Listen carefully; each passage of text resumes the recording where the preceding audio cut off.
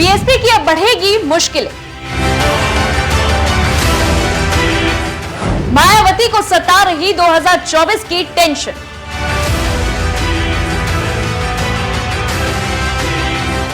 मायावती के vote bank में BJP की नजर। लोकसभा चुनाव एक ऐसा चुनाव जिसका इंतजार हर किसी को, लेकिन डर भी हर पार्टी को सता रहा है। सारी पार्टियां 2024 में होने वाले चुनाव को लेकर अपनी तैयारियों में जुटी हुई है। हर एक दिन हर पार्टी बस यही प्रयास में जुटी हुई है कि कैसे जनता के दिल में अपनी जगह बनाई जाए। लेकिन इस पूरी राजनीति में सभी पार्टियों की नजर सिर्फ एक पर ही टिकी है, और वो है दलित वोट बैंक। फिर चाहे वो सपा हो, बसपा हो, कांग्रेस हो या फिर बीजेपी।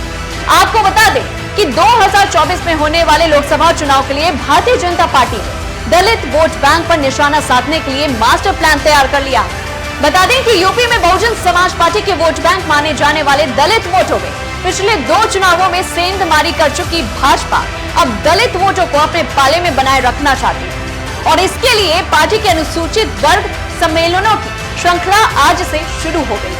बता दें कि पहला सम्मेलन पश्चिम क्षेत्र के हापुड़ में हुआ, जिसे यूपी के मुख्यमंत्री योगी आदित्यनाथ और बीजेपी के प्रदेश अध्यक्ष भूपेंद्र चौधरी संबोधित कर रहे हैं। सभी 6 क्षेत्रों में अनुसूचित जाति के सम्मेलन हुए, जिनमें बीजेपी के अनुसूचित वर्ग के नेता, सांसद, मंत्री और विधायक तक शामिल। माना तो यह तक जा रहा है कि केंद्र से शीर्ष नेता भी इन सम्मेलनों में कुछ शामिल हो सकते हैं। आपको बता दें कि लोकसभा चुनाव से पहले बीजेपी रणनीतिकारों ने दलित वोटरों को साधने के लिए सम्मेलनों की योजना तैयार की।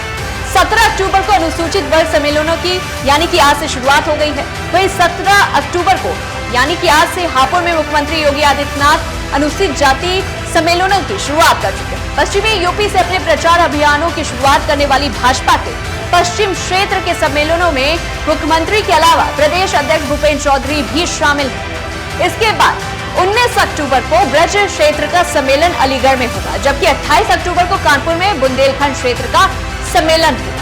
30 अक्टूबर को काशी क्षेत्र का सम्मेलन प्रयागराज में, और वहीं 2 नवंबर को अवध क्षेत्र का सम्मेलन लखनऊ में, और 3 नवंबर को गौड़क्ष क्षेत्र का अनुसूचित वर्ग सम्मेलन गोरखपुर में होगा। अब जो बताने जा रही हूँ, यहाँ से भाजपा की रणनीति को समझिएगा। वैसे तो भाजपा के शीर्ष नेता और मुख्यमंत्री इन सम्मेलनों को संबोधित करने वाले हैं, लेकिन पार्टी में खास तौर पर अपने दलित चेहरों को आगे करने की रणनीति बनाई। दरअसल भाजपा की ये रणनीति है कि अनुसूचित वर्ग में इस बात का संदेश दिया जाए कि पार्टी में इस वर्ग के नेताओं को आगे बढ़ाया है। इन सम्मेलनों में खास तौर पर इस बात पर जोर रहेगा कि मोदी और योगी सरकार की योजनाओं से अनुसूचित वर्ग को लाभ है।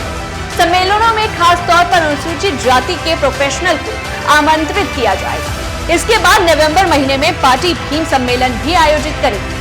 अनुसूचित वर्ग सम्मेलन 6 क्षेत्रों में किया जाएगा। कई भीम सम्मेलन विधानसभावर होंगे। इनमें विशेषकर जाटव बस्तियों में फोकस किया जाएगा और युवा वर्ग से संपर्क और संवाद भी किए जाएंगे। इसके अलावा दलित युवाओं को जोड़ने के लिए नमो मित्र का प्लान भी तैयार किया जा चुका है।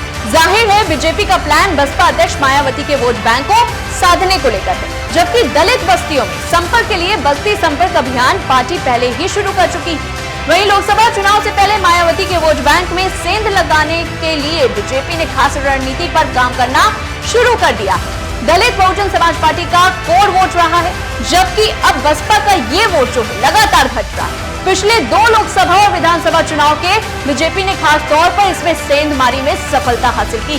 अब भाजपा की कोशिश इसे बरकरार रखने की। बीजेपी इस बात का दावा भी करती रही है कि योजनाओं का लाभ सबसे ज्यादा इसी वर्ग को मिला है, और ऐसे में ये संदेश देना भी पार्टी की एक रणनीति है। इस खबर को लेकर के आपकी क्या राय है, हमें कमेंट बॉक्स में जरूर बताएं।